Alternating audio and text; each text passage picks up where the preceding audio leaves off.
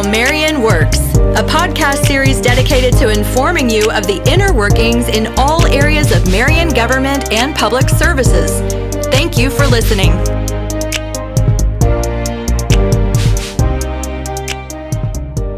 Hello and welcome to Season 1, Episode 12 of How Marion Works. I'm your host, Layla Price-Bodkin, and I'd like to welcome my guest host, Dina Weiss. Welcome back, Dina. Thanks for joining me today. Always a pleasure. Thank you. So today's episode highlights the workings of both development and redevelopment. Our guest today is our Contracted Economic Development Director and Marion Redevelopment Commission Executive Director, Joe Murphy. Welcome, Joe. Thanks so much for having me. Your title is actually longer than mine, so it's a mouthful. I don't know. Congratulations, I guess. Right. Yeah. Congratulations. So we're going to start with a little icebreaker. Are you a coffee drinker, and what is your favorite coffee or caffeinated drink? I am a very big coffee drinker. I started drinking in college, and I went straight into the deep end. I don't know if it says something about my personality or who I am, but I committed. I was like, if I'm going to drink coffee, I'm just going to drink it black, straight, nice and hot. So whether it's 100 degrees or 10 degrees, I'm drinking hot black coffee. That's the only thing I really care for. I make it at home. I don't really do a whole lot of Starbucks or anything like that. I like what I like, and it's very simple and traditional. You hear that, Rob? Our photographer's over there with his Starbucks. Yeah. What about you, Dina? Oh, gosh. Yeah, I have like an IV drip coffee. I'm kidding. I love coffee. I can't, if I don't have my coffee, I don't even want to talk to anybody. Oh, yeah. Not until I've had my coffee, and then we can talk. I am the same way. So when did I start drinking coffee? I don't know.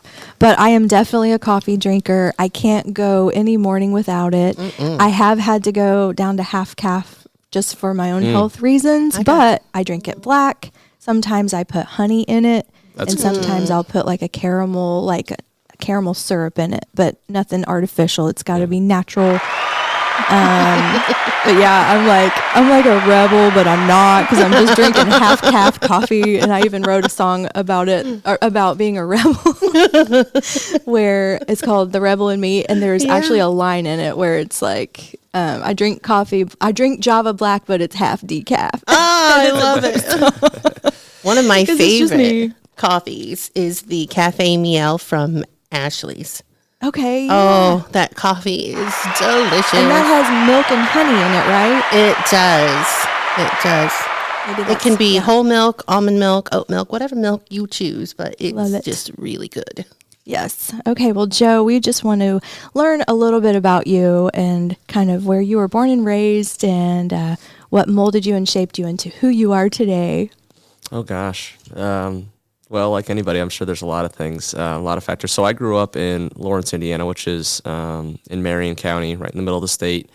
Went to Lawrence North High School, and I guess when I think back to how I became who I am today, and why I'm in the career I'm in today, I think it probably started in high school. I was never really gravitating towards a lot of the math or science classes, but initially history grabbed my attention. Then I had the opportunity to take like a higher level AP government law class when I was in high school, and my teacher was really, inspirational to me. He was a mentor of mine, both in the classroom as well as in athletics, and so I really just gravitated towards that, and became really interested in the legislative process and the government process. And at that point, it was more about state and federal, which is what we were learning in school. And then as I got into college and I was in the School of Public and Environmental Affairs and had the idea that I wanted to go into public service, I started to gravitate more and more towards the local public sector and local government. And that's when I had the fortune to meet who I now consider to be one of my biggest mentors, Mayor Steve Collier, who was the mayor of my hometown at the time. And he allowed me to come into his office and start with him as an intern back when I was a junior in college. And I spent about a year and a half, 2 summers, and then actually my final senior year working for him part-time, first in the controller's office and then in his office as his deputy chief of staff. And really from there, I've just had a love affair with local government. And I think what I care about so much about local government is just I think people don't appreciate how much we impact your day-to-day lives, even more so than people at the state and federal level. Obviously, those people get the headlines, and those are the people that you hear about on the local media and as well as the national media. But the things that we get to do day-to-day really do have a profound impact on people's lives. And so I love being able to drive through my community and see, just the physical change that we're able to create, as well as the impact on people's lives. So that's why I keep coming back for it. That's why, even though now officially I'm in the private sector, I keep coming back and working for public sector clients, because this is just a great opportunity to be able to impact people's lives. That is Awesome. so cool. What college was it? Indiana University down in Bloomington. Yeah. Nice. Very nice. When were you there? I was there from 2013 through 18. I stayed 5 years. They couldn't get me out of school. Hey, me too. Me too. 4.5. Yeah, and so yeah, I was great. I was down there and studying at the School of Public and Environmental Affairs, and graduated with a degree in public policy. So I was, like I said, I kind of knew basically from the time I stepped on campus. I think the first time I met with my counselor, I switched from a business degree over to that SPIA track, and I knew from then on I wanted to go work in public government. Nice. Yeah. Well, it sounds like you've already basically gotten a taste of all the different facets. Controller's office. I mean, you've got the business side of things. And I love how you explain that you're basically working locally. You're gravitated to working locally because, I mean, I get it. I feel the same way. So you started working for a contracted company, or basically a company called Garmong. Can you explain who they are and how that connected you with the City of Marion? Yeah, absolutely. So Garmong, we're a 102-year-old family-owned construction company, currently in the 4th generation. So my boss, Mitch Hannum, he is the next generation of leadership within the company. We actually started out initially manufacturing crates for Army munitions during World War II. So that's how we got our start. And now, obviously, we've become a full-service construction company with offices in Indianapolis, Terre Haute, Evansville, and Fort Wayne. We do about $250 million in construction every year. A lot of it is in the public sector. So I had the opportunity to first work and get to know the people at Garmong back when I was working as the Deputy Chief of Staff for Mayor Collier in Lawrence. And they helped us with initially a police department construction, our very first freestanding police department in the city of Lawrence, and then helped us with the reconstruction of an existing fire station, Fire Station 38. Oh, wow. And just got to know the folks over there really, really well, and they were great to work with. What I love about them, which, again, if you just heard what I said, kind of aligned with how I felt, was that as a constructor, they were very community engaged. They came in early in the process, wanted to understand what our problems were and how they could be a part of the solution, and then once they finished construction, they stayed around and continued to support our local organizations, continue to support the mayor and his ambitions to continue to make the city a better place. And so I always kept in touch with those guys. And as Mayor Collier was getting to the end of his last term in office, and it was clear he was going to retire, he was an older gentleman, and I was approached by a couple people at Garmong and asked, hey, you really understand the local government side. You also have this economic development background, which is really exciting for us.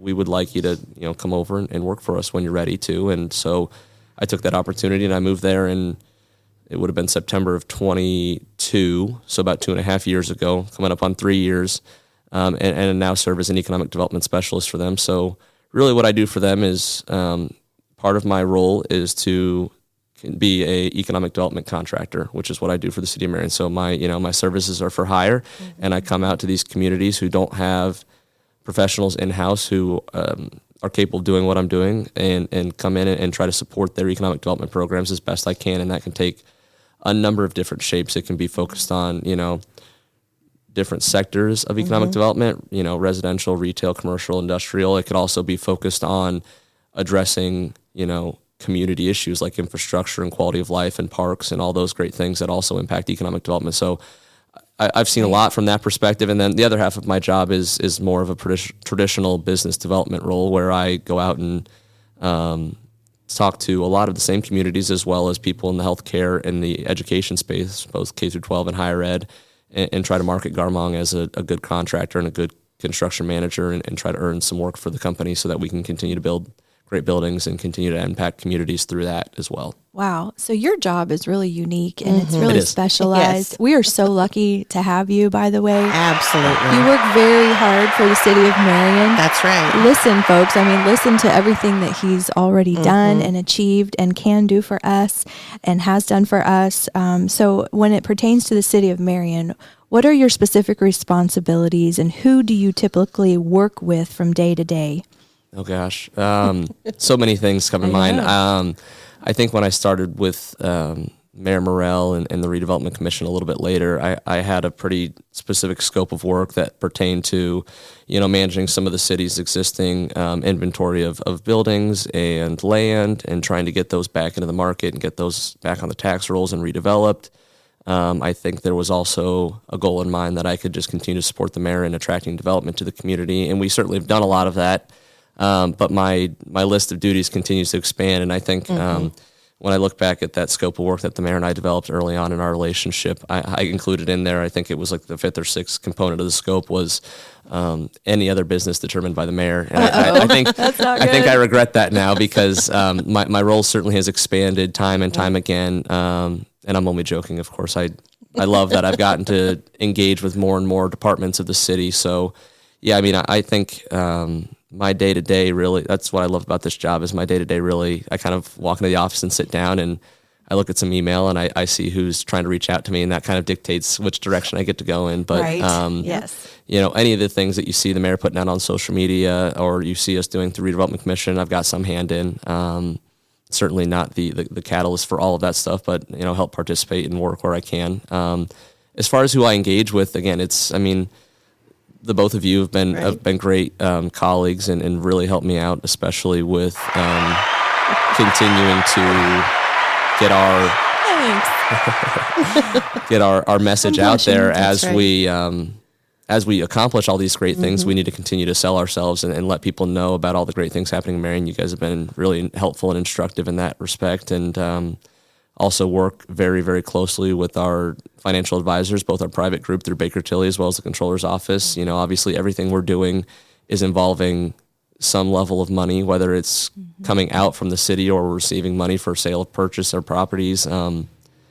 So we work very closely with them. And then a lot of the agreements that when we bring these developers to town, there's a lot of really complicated legal components. So we're working with both our in-house Right. counsel, Michael Hotz, as well as our Redevelopment Commission attorney, Chris Greisel, to be sure that, number one, first and foremost, the city's compliant with all applicable laws and we're doing everything that's right so that we're above board and that nobody has any reason to question how we're going about getting these projects into town. But then, of course, there's also there's large exchanges of money, there's exchanges of real estate, there's exchanges of all these different things.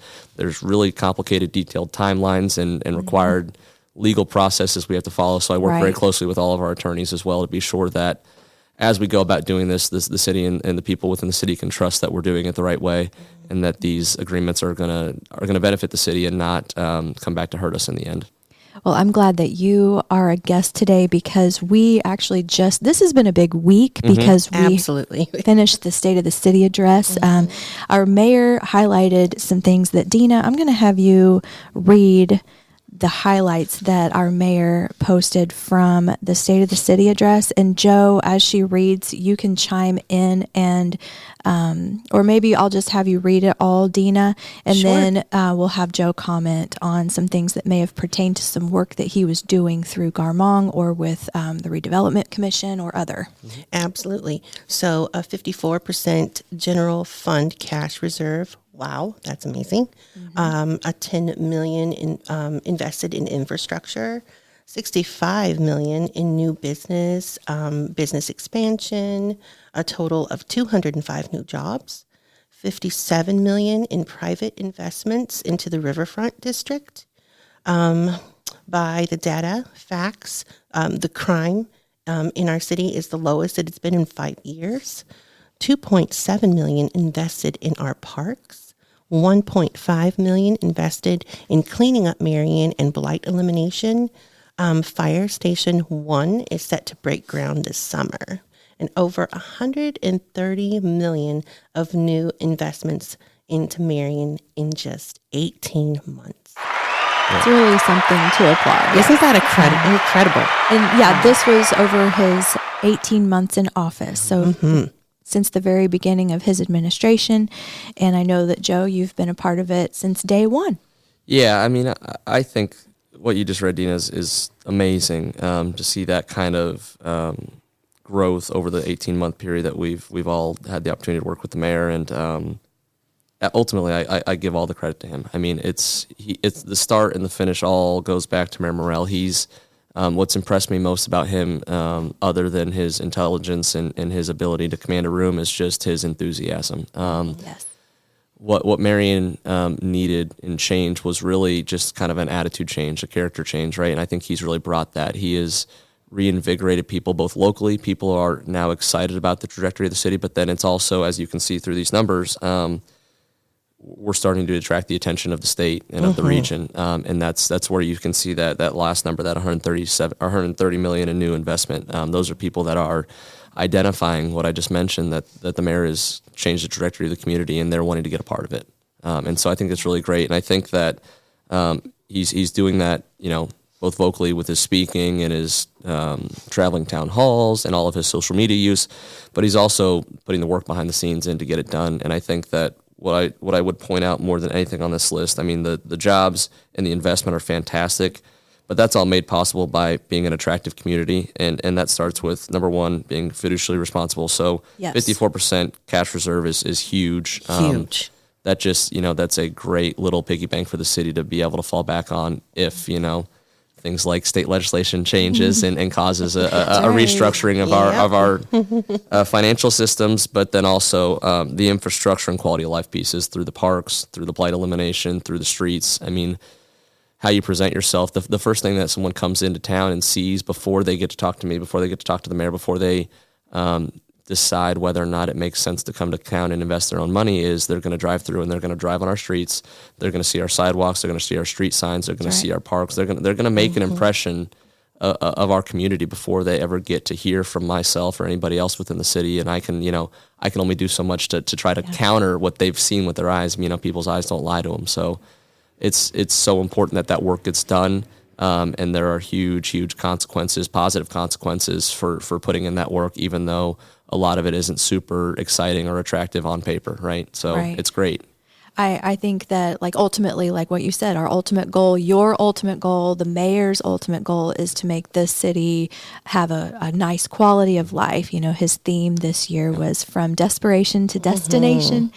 And we attract others when we have a good quality of life and when it's resonating within us, and when they come here and they see the streets and everything in the parks.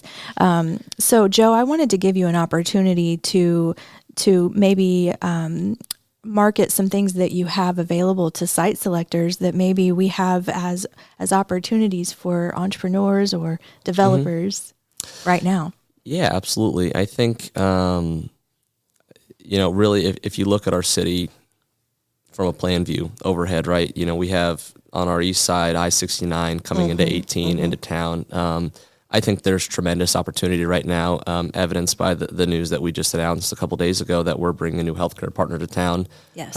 With Parkview Health and End of Care doing the development there. Big news. Huge. And I think that just goes to show that that interstate area is primed for takeoff, and we have opportunity there to partner with people that are wanting to come to town to do some larger scale development. If you look out there, I mean, there's a ton of space around that I-69 corridor that's yet to be developed, and a lot of that is inside of our overlay district. It's inside of city limits or just outside of city limits. We have utilities out there, so that stuff is all really, really primed for big development. And that, in our mind, that's probably a combination of some kind of, interstate retail that's already there, like the gas stations, but then something that's maybe even higher quality of that, like a hotel or some other restaurant space out there. And then it's also primed for industrial logistics. That I-69 corridor is one of the most traveled interstates in the Midwest. We are equidistant between Indianapolis and Fort Wayne, so we are regional. The only city. We are the only right. city in the state that is perfectly just right in the middle of the Fort Wayne area. In the so Indy if you're area. So if you're an industrial logistics business that's doing business in those cities, or really anywhere up into Michigan or down into Kentucky, this is a great position for you to be in here. And then as we transition down 18, kind of into the middle of the city, we have a ton of opportunity for redevelopment and infill. You know, we have a downtown that is, you know, we have a riverfront district now, which I'm sure you guys have talked about on previous episodes. We have a Dora district downtown now. So we are priming the pump for this great growth in our downtown area, and the city owns a number of lots. We've got several acres of lots that are open for development right now, looking for partners to create those new 2, 3, 4-story mixed-use developments that contain retail as well as office space and multifamily housing. And, you know, we've already announced 2 of those projects going in, one at Jones Heritage. That's a redevelopment project, and then a new build with Shelby Bone and the Rebar Group to build a multi-use facility down there. So we're looking to compound on that and continue to develop that in the downtown. And then, you know, in that center district as well, we have, you know, I don't know what the exact number is off the top of my head, but it's still neighbors, 150 plus open lots across kind of that central district of our community that are primarily residential, but there are also some commercial and other use lots out there that are lots that were part of our blight elimination program, or lots that we've acquired through other means over the course of several years, and we're actively trying to get those back into people's hands so that they can do things like, you know, if they finally have the opportunity to build the house of their dreams, you know, and stay local, or if we're talking about development, looking for people that are willing to do infill housing projects and continue to fill in those neighborhoods and replace those homes that we've lost because of blight or other issues. So we have a great opportunity there, and we're, you know, willing to partner with you on that as well. And then as we finally transition over to the west side of our community in the bypass right there, we have on the bypass amazing, tremendous opportunities for retail development. You know, I think that you've seen, again, in just the past 8 months, we've had the Starbucks opening. We've had several other projects that have announced either ribbon cuttings or groundbreakings in that area. And I think that if I just, you know, anecdotally, if I drive up and down that corridor, you look at those restaurants, they're all busy. You look at the retail, the Meijer and all those groups that are out there, especially on the south side of the bypass, and they're packed. And as I talk to their ownership and their representation, they're all doing very, very well and very, very happy to be in Marion. So I think there's opportunity to continue to develop around that state road corridor and continue to support Marion with more retail. And then just past that, right, we still have opportunity for both residential housing near, you know, we did the Arbor development that's now been several years, but we have, you know, open farmland in that area, and we have people at the table who are comfortable to talk about selling their farmland for residential growth.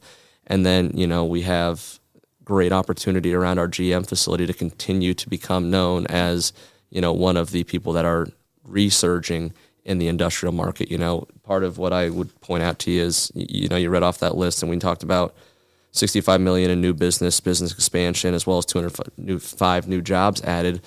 Almost all of those are in our industrial sector, you know, across 2 or 3 big projects. And we have local industrial development in here, manufacturing in Marion, that are doubling down on us and continuing to invest in the community and growing that industrial manufacturing base. So I think that just shows that we're ready to continue to accommodate and bring in new business in that space as well. And we have the land to do it, we have the resources to do it. And it's certainly something that as an administration, we want to continue to lean into is, you know, Marion we grew up in industry, and we want to remain industrial. We want to remain a manufacturing hub for the Midwest. And so we're very open to those conversations as well. Yeah, really, that's a good point that you make, because people are unsure. Are we still a manufacturing area or not? So you're saying that we are still very strong with absolutely. With I mean, you know, the 2 projects that we've been a part of in the last year that were really big boons for the city were the Harts and Kennedy project and the Cafe Valley project. And both of those projects included several million, if not tens of millions of dollars in new investment to purchase new equipment, as well as add dozens, in the Cafe Valley example, over 100 new jobs. And then in the Harts and Kennedy example, about 55, 60 new jobs coming to Marion in the next several years. So, like I said, our manufacturing partners in town continue to see us that way, and I think the administration does as well. I think what people need to understand is just that industry looks different today, right? So we're not necessarily going to ever. You think about our GM stamping plant. I'm not sure we're ever going to get back to our peak where we were at. You know, double the employment we're at today. But we are continuing, and we've spoken with GM, and they're adding new jobs every year in Marion, and they are relocating people from their other regional facilities into Marion to continue to grow. And we just put on.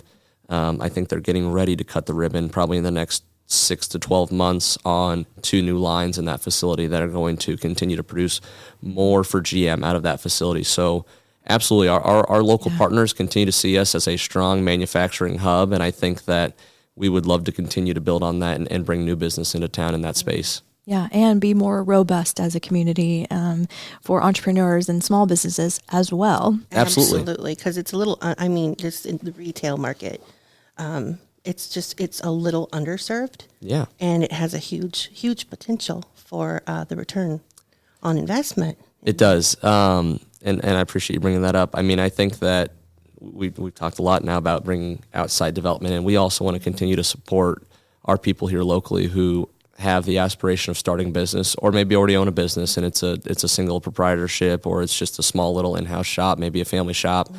We want to continue to support those people. We have programs in place like our revolving loan fund, as well as other resources, the Redevelopment Commission, to financially support those people as they move into a new space or they continue to expand or build out their space. We're also just looking to shed light on those people through promotion and marketing. I would like to point out this amazing small business series. Yeah. Yeah, Joe, It's an amazing forum for small businesses to come together and collaborate and network with each other, learn from each other. You guys have got another one coming up on the 28th of May, correct? That's correct. Yeah. So I'm not sure when this comes out, but next Wednesday, the 28th, at 4:30 p.m., we're going to be over at IMG, and Trent Daly, who's the CEO and owner of that group, is going to be giving us a speech. I talked to him just the other day. He's still nailing down all of his talking points, but I think one thing I'll point out to you guys that I think is going to be really interesting and important to people in this community is he is going to be doing at least a portion of his speech on AI and its impact on business. I think that's something that a lot of people are going to want to hear about because whether you're in Marion or you're in Indianapolis or you're in New York City, AI is going to have an impact on your business in the next 5 years, if not the next 5 months. And you need to understand what it is and how it can benefit you so that it doesn't hurt you. How Marion Works is sponsored by the City of Marion. This podcast covers the inner workings of city government to better serve you. Yes. So since this podcast will air in June following it, I wasn't sure if you had the ability to record it in some way so that perhaps we could learn more about AI, or perhaps you could put some notes on the developer resources page that we've just created on the website. Maybe we can talk about that, and because it is becoming such a hot topic and a really important topic. The first episode, I guess you could call it, did come out on Facebook with That's right. Kyron Montero. Yeah, Kyron, who's sitting right behind here, was okay, gracious. They did. That's right. They did record it. So yes, it will be people available. We'll have those available, and if you're just hearing this now and you're looking to get involved in that program, either as a participant or just to support it through marketing and however you want to get engaged with it, we're trying to be consistent. We're meeting on the 4th Wednesday of every month. It'll be an evening session. We're hoping to continue to rotate the venue, so we'll be sure to publicize that. This team here in this room has been great about helping get the word out about that event. We've been producing flyers and trying to get that out to our partners so that as many people can be aware of those things and sign up if they want to attend. We also have an Eventbrite page, so make sure you check out the link and actually RSVP so we know how many people are coming and we can accommodate you. But yeah, I mean, that series was started in partnership with our Redevelopment Commission because we felt like there were a lot of people here locally who needed that community, and they needed people in their lives who could serve as business mentors and business leaders for them. And I think that when you create that sense of community, when you create that sense of camaraderie amongst these small business owners, it only serves to benefit the whole community. Again, we talked at the beginning about kind of changing the culture, changing the attitude around Marion, and I think that will actually go a long way towards helping a lot of these businesses if we can improve the communication and camaraderie amongst the people who are already working here in Marion. So we're very excited about that series. It's going to continue on. We've already got the next several speakers lined up through the end of the summer and into the fall. Great. And of course, shameless plug, if you feel like you would be a good participant in the series, not only as just an attendee, but as a speaker, please reach out to me. We're looking to continue to line those up several months in advance so we can advertise those and get people out and attend that event. But yeah, I mean, it's a 90-minute event at the most. It's very engaging. It's not someone sitting up and lecturing to you for 45 minutes. It's a conversation among business people about important business topics. And of course, there's refreshments. There's some food. So come on by, have a coffee, have a donut. and talk to your local business people, and whether it's sharing the positives or the negatives, we can all learn from those things. And I think that hopefully everybody that comes out of those sessions will feel like they're walking out on the back end with a little bit more knowledge of their local partners and a little bit more, business sense. That's hopefully we can continue to impart an education piece as well, so people can feel like they're gaining some value out of that meeting, not just meeting people, but also learning a little bit more about, well, maybe I should consider doing this with my business as opposed to the way I've been doing it. And that can apply to your financial structure, your culture, your business structure, or any number of things, whether you're thinking about growing or you feel like you need to, right? There's a million different things that we're going to hopefully cover month to month to month. So it pays to be a repeat customer as well, I would add, because every month we're going to cover a different topic. And, whether or not you feel like this month's topic really kind of hit home with you, next month's might, right? So continue to come back once you participate in those events, and hopefully we can have a good group that is regular repeat customers, and we'll continue. And it's free to attend, by the way. I say customer, but it's free to attend. So please come on by. Yeah, and we have on our website, so we had released the press release that gave the whole lineup. So if you look in the news section, you'll see that whole lineup. Plus, if you have My Marion app, you will get a notification when the events are coming up. So make sure you download My Marion app to get that notification, and make sure you enable your notifications. And then we also post them on our Facebook page as well. So yes, definitely get involved if you're interested. And maybe if you live just outside the city limits, you're still welcome. Is that right? Yes, please. We're not trying to exclude anybody. Obviously, we want to support local, but I think people also need to understand that, we go with Grant County, right? So if Grant County is doing well, it benefits the city of Marion and vice versa. So we're not trying to exclude anybody. That's right. Joe, really quick while we have you here. Yes. I know a lot of times that, and this is just to clarify for the listeners at home, a lot of people can get a little confused as for the sale of our city properties. So they are lots. So not to be confused with a tax sale. Correct. Right. So just to make that clear. Yeah. So we have, like I mentioned, we've got, 150 odd lots.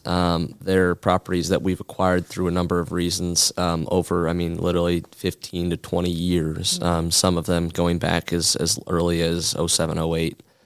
We've owned them for all that time. And they're mostly lots. Some of them did have old homes on them. We've, again, through our blight elimination program, partnering with our building department and Jerry Foss Knight, demoed a lot of those because they were unsafe structures. And now we have these lots. And if you are interested in purchasing them, you work directly with me in my office. We have kind of a questionnaire that we ask that you fill out on the front end that provides me with your general contact information as well as pertinent information about what you hope to do with the property if you were to acquire it. And then, and again, this is something that we have to comply with. It's state law. We have to conduct appraisals and then set a price for the sale that is equivalent to those two appraisals, the average of those two appraisals to be exact. And as long as we have agreeable terms and we feel like the reuse is appropriate for the site, we'll move forward with you, get a project agreement in place, and then we will work with a local title company to get that real estate transferred into your ownership. And we'll, whatever those funds are that come back to the city, ultimately those monies go back into our building department and redevelopment commission to continue to pay for things like our blight elimination program. So that money goes right back into the community. It's not, amazing. I think we've had comments in the past about, why are you trying to make a profit on these sales? Right. We're certainly not trying to make a profit. We're, doing our best to comply with state law, be sure that we're doing everything above board, while also whatever money we get back, we want to put right back in the community and continue to improve on quality of life. And I can't say enough about that blight elimination program. I think, again, people's first impressions are so hard to overcome. And, and we want to make sure that the people, the housing that we see, the retail businesses that we see, they're really nice, quality, beautiful buildings, and we don't have a ton of things that are less ideal sitting in the way of people being able to appreciate that stuff. Thank you so much for, clarifying that. Yeah. Yes, you're Thank a you. wealth of information, and Yes, I know he is. that is where you Am start. I boring anybody yet? Oh my No, goodness. We heavens could no. probably do 2 episodes with you, Joe, but we're Really? going to try to cover everything.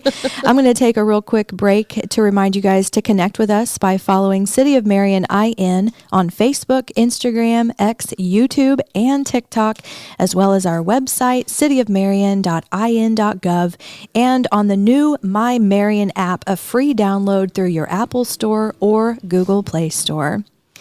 All All right, guys, we're going to get into our segment 2. And this is going to be a fun little icebreaker. I don't know who wants to go first, but what is something that makes you unique? It can be something that you are or something that you've done. I'm going to let you take this, Joe. Sure. Okay, Joe, what you got? Yeah, you prepared me for this, and I've been mulling it over, and I have a couple things. I'm not sure that any of them are that exciting. I think the one that might be the most unique is I'm fluent Spanish speaker. I was fortunate enough that I grew up in Lawrence Township schools, and we had a program called the Immersion Program. So from the second I stepped foot in a true classroom in first grade, I had native Spanish-speaking people speaking and teaching to me in Spanish. Love that. So first, second, and third grade, all day in Spanish. So we're, kids Oh my from Midwestern gosh. Indiana, suburban Indianapolis, and we get dropped in school, and we have someone speaking at us in a different language, and it's called the Immersion Program, because it's like jumping in the deep end, right? Yeah. Okay. And those young brains are able to handle it at that time, and you really just kind of gravitate and learn it as you go, and then by the time you get to 4th and 5th grade and 6th and 7th grade, it's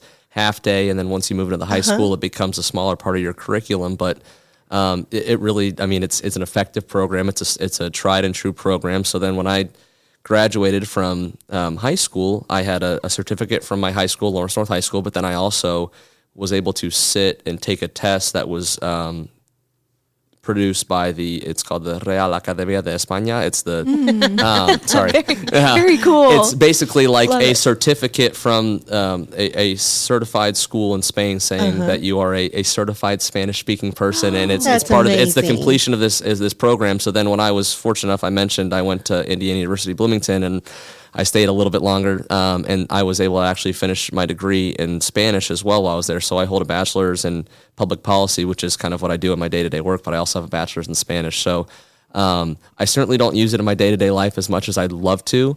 My wife uses it far more. She went through the same program wow. and continues to work with Spanish-speaking people Oh, great. in elementary schools. But so we speak Spanish around the house, and we hope to teach our daughter Spanish as well, so that she can continue to. That is awesome. Yeah, That's so fascinating. There you go.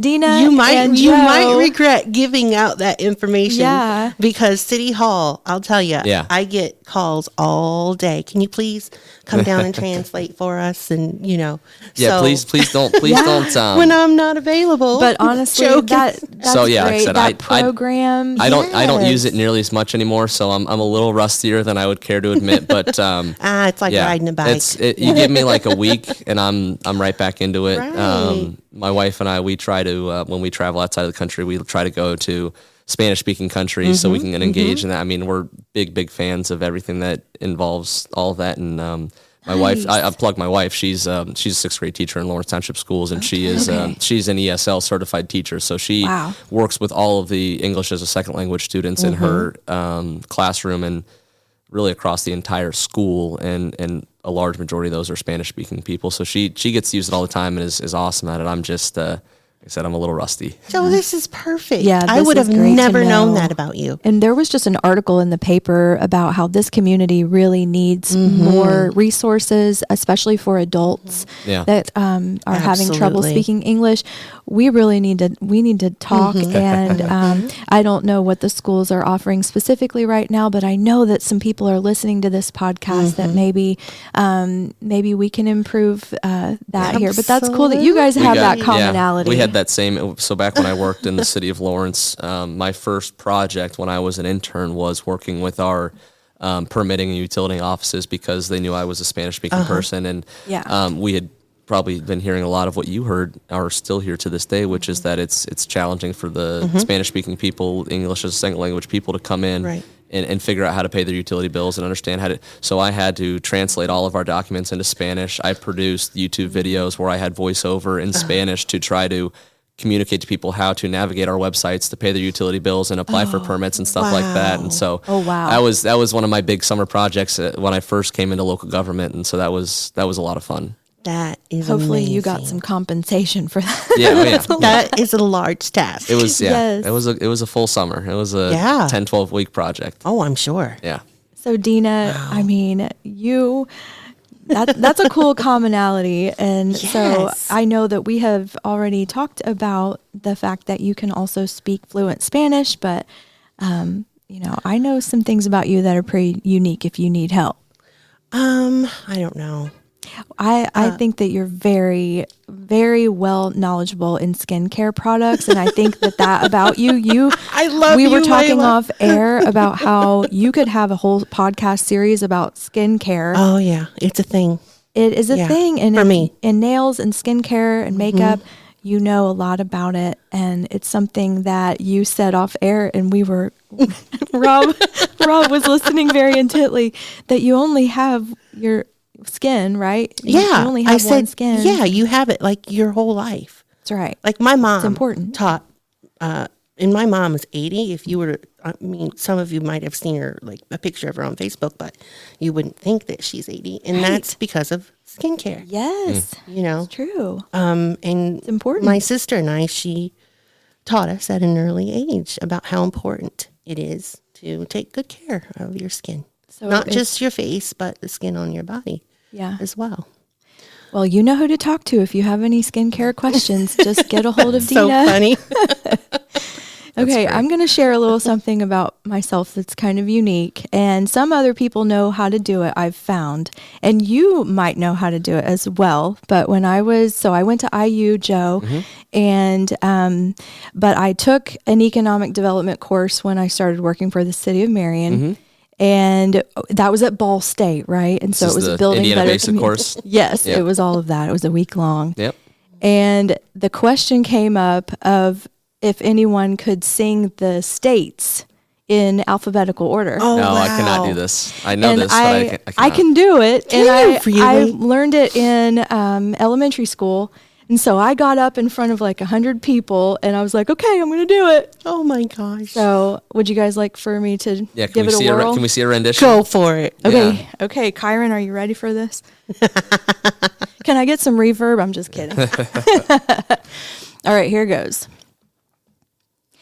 Alabama, Alaska, Arizona, Arkansas, California, Colorado, Connecticut, Delaware, Florida, Georgia, Hawaii, Idaho, Illinois, Indiana, Iowa, Kansas, Kentucky, Louisiana, Maine, Maryland, Massachusetts, Michigan, Minnesota, Mississippi, Missouri, Montana, Nebraska, Nevada, New Hampshire, New Jersey, New Mexico, New York, North Carolina, North Dakota, Ohio, Oklahoma, Oregon, Pennsylvania, Rhode Island, South Carolina, South Dakota, Tennessee, Texas, Utah, Vermont, Virginia, Washington, West Virginia, Wisconsin, Wyoming.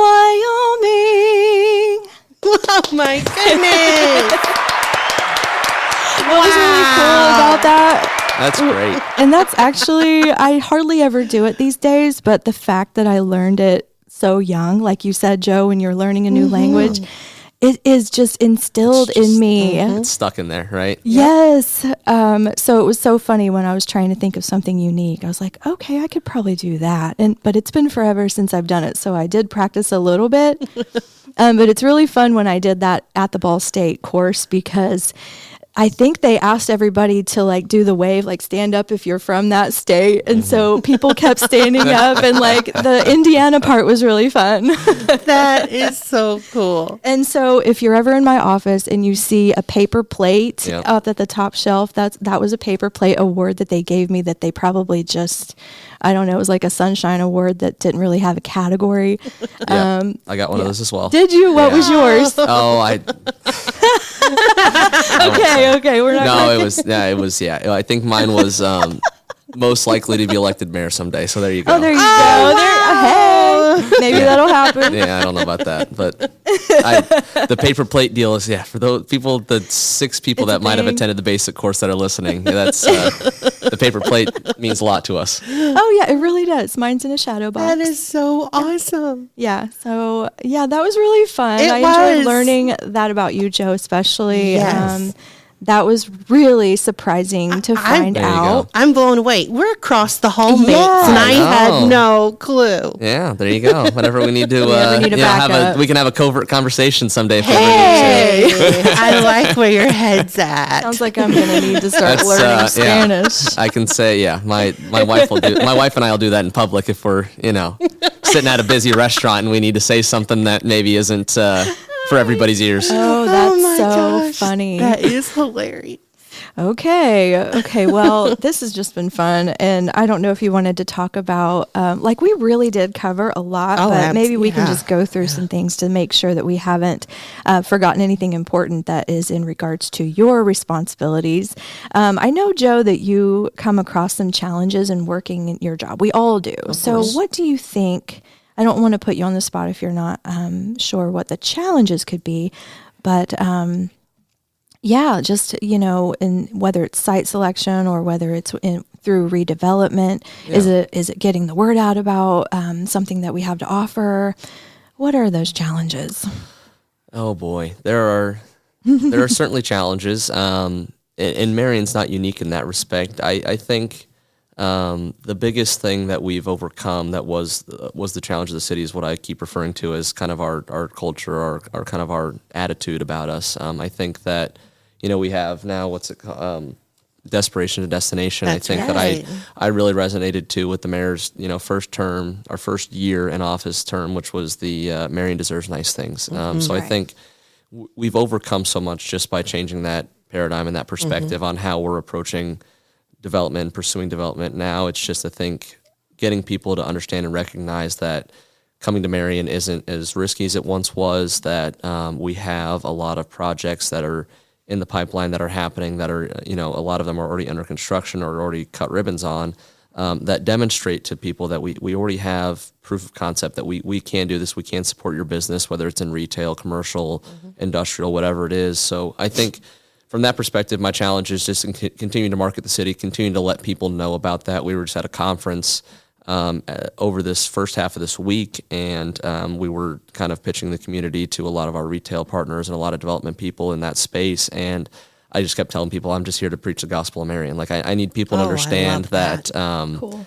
Marion Yeah. is an exciting place to be, and that we are doing great things here. So it's not a challenge, but that's something that we're actively working on really, really hard is getting people to understand how many great things are happening here, and that we're on a really exciting trajectory. And now is the time to jump on, because Prime. you're gonna look back in 10 years, you're gonna be like, man, that's like the people that look back and they're like, oh, Yeah. someone Yeah. came to me with the idea of investing in Apple stock in 1980, right? Yeah. And I was like, what is at computers? Come on. So I really feel like we're at that stage right now, and so it's just convincing people of that is important. And so I'm always working to try to gather new ways to share that message and support that message with data, as well as other things, testimonials from our local business people that are working in Marion. So we work hard on that.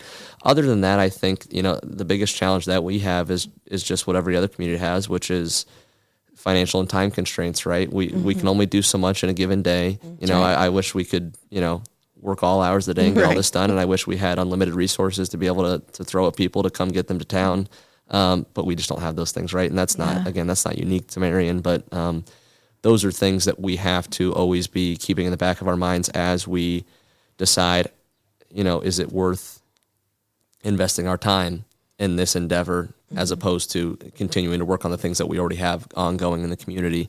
Is it going to be financially possible for us to attract such a large project or do such a large undertaking of a project? So those are things that we have to always be keeping in the back of our mind and focusing on as we go through this process. So Like a large project, but there's not enough housing. Is that's perhaps? Well, sure, that's part of it. But then, I think that there's just a certain type of, if I think back kind of to our neighbors down in central Indiana, a big project for us right now is a rebar in a River Rock Lofts, right? And that's going to be, 50, 60 units of multifamily housing and 3,500 square foot of commercial space. And that's just because that's what we can support right now. That's what we have in terms of land availability. That's what we have in terms of incentive capacity to bring that kind of developer to town. And that's a great project. And Shelby's a great guy. And I mean, no disrespect to any of that. I mean, that's a huge, huge win for the community. Yes. But then you look down at Fisher's and they're cutting ribbons on 500 unit apartments with 12,000, 15,000 square foot of commercial space and building event centers, right? So there's just, we're playing in a certain sandbox, and that's great. So the constraint is, right, I can't go out right now and go grab that guy and bring him to town because we just don't have proof of concept for that yet. So that's, a constraint on what we can and can't get to the town right now. I like our sandbox. No, I do too. And part of our job is to understand that and work within those confines with the goal that in 5 years or in 10 years or whenever we can, if we continue to maintain this trajectory, get to that level where we can attract bigger and bigger and more impactful and more impactful development that brings, hundreds of homes, if not tens of homes, and brings hundreds of millions of dollars, not tens of millions of dollars to this community and new investment. So we're continuing to work towards that. And I think just in this short 18 months, you can see that we've already grown in stature and grown in the eyes of our development partners. So I think we're well on our way. But that's, of course, our ceiling is set right now, and we're bumping up against it. But there's still levels above us that we need to get to. Yeah, that's easy to visualize. And if you want to learn more about the stats that, Joe, you were talking about, you want to share with the community and share with site selectors how we are doing. I know that there is a 2024 report card that's very impressive on the website, and it's through the developer resources page right there accessible from the home page. So all you have to do is click on that, and that is actually it's going to be even more robust as we continue to build it, but you can start there. And then what else did you want to mention that was on that particular page? Yeah, and first off, Layla, thank you not only for bringing it up, but for helping with the creation of that website. I kind of came to you on short notice and said I'd really like to throw this together, and you were on it, and I appreciate that about Absolutely. you. That developer resources page, we're continuing to build it out, but it will be in short time here kind of an end-all be-all it'll be the resource hub for all development-related matters. So if you are in any kind of development, retail, commercial, housing, industrial, or you're just doing spec development in one of those industries, you need to visit that page, and it'll tell you, again, it'll show you kind of our most recent economic reports. So it'll have most recent projects that we've done. It'll kind of go into more detail about some of the numbers that you just shared here with us, and talks about the projects behind how those numbers came to be. It'll also include, we've got a little bit of a cheesy video at the top of that page where myself and the mayor and a number of other community leaders kind of stood up in front of a camera and said, hey, we want you to come to town. It was kind of, again, our sales pitch to those developers right off the top that, hey, Marion is open for business, and we're ready to have that conversation with you if you're willing to come to town. And we wanted to get that out so that people understood that this isn't just, this is a page that is active and it's living and breathing, and that we're trying to really, really work hard to be open for business and listen to these people and try to understand what they need to hear to make their decision about whether or not to come to town. And then in addition to that, we've got, things that aren't necessarily exciting to most people, but are important to developers, like our demographic data and our market research that we've been able to find that's publicly available and is now available on our website, as well as our site selection website, where you can go and engage with an interactive map that has all of the available sites that we have listed right now in our community for development. And then most importantly, and this isn't me, tooting my own horn, but most importantly on there is my contact information, right? Yes. So I think that if you even have, my time is valuable. I just mentioned that, or one of our resource constraints is time, but if you want to have a conversation, I will always pick up the phone and have a conversation with you if it's about development in the community of Marion. And I will, like I said, get up firsthand and kind of preach the gospel of Marion and tell you why you won't regret coming to our community and why you won't regret your investment. And I think it'll pay off for everybody in the end. It'll benefit the community. It'll also benefit the developer. This isn't one thing that's important for any developers out there listening is, we're trying to bring you to town because we think it'll benefit you as well, right? Of course, my prerogative is let's continue to grow the city of Marion in a smart and healthy way. But I'm not going to sell you a lie, right? We're going not a snake oil pitch. It's not a snake oil pitch. What we can demonstrate through our demographic data, which is getting better and better as we continue to dive deeper into this field, is that your return on investment is going to be really, really good as well, right? So you're going to, I'm looking out for myself. I understand you have to look out for yourself. I'm telling you here now, you're going to be thankful, and you're going to thank me. You're going to thank the mayor in 5 years and 10 years because your company's going to be doing great here. Your business is going to do great here. And like I said, that trajectory is it's tremendous. And now is the time to get on, because 10 years from now it might be too late. Yeah, well, I think our mayor's spending our tax dollars in a very smart way Yes. by hiring you, Joe, our grant writer, people that are really doing some major impactful work here. And it's only going to continue to grow. Like you said, it's going to, this is just an early stock that you need to buy in. That's right. That's right. Marion is prime for redevelopment, so jump on the train. Yeah, jump on that train.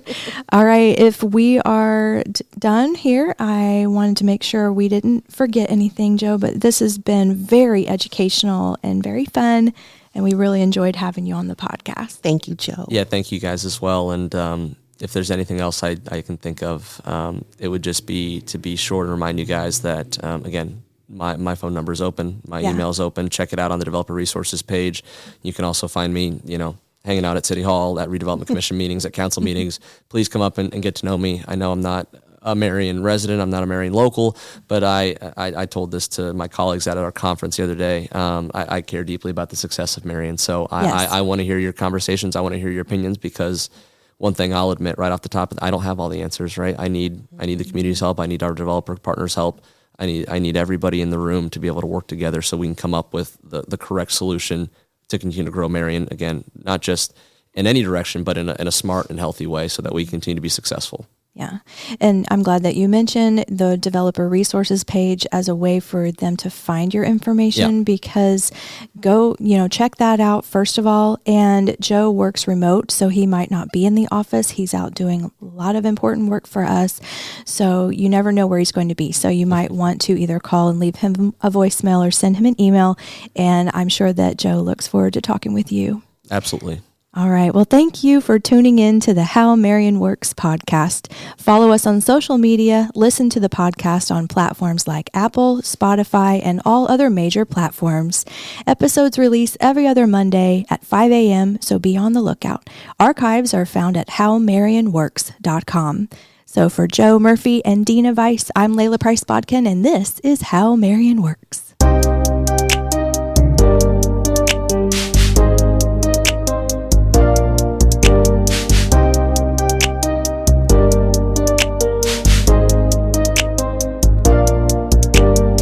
Thank you for listening to the How Marion Works podcast. We hope you'll join us next time.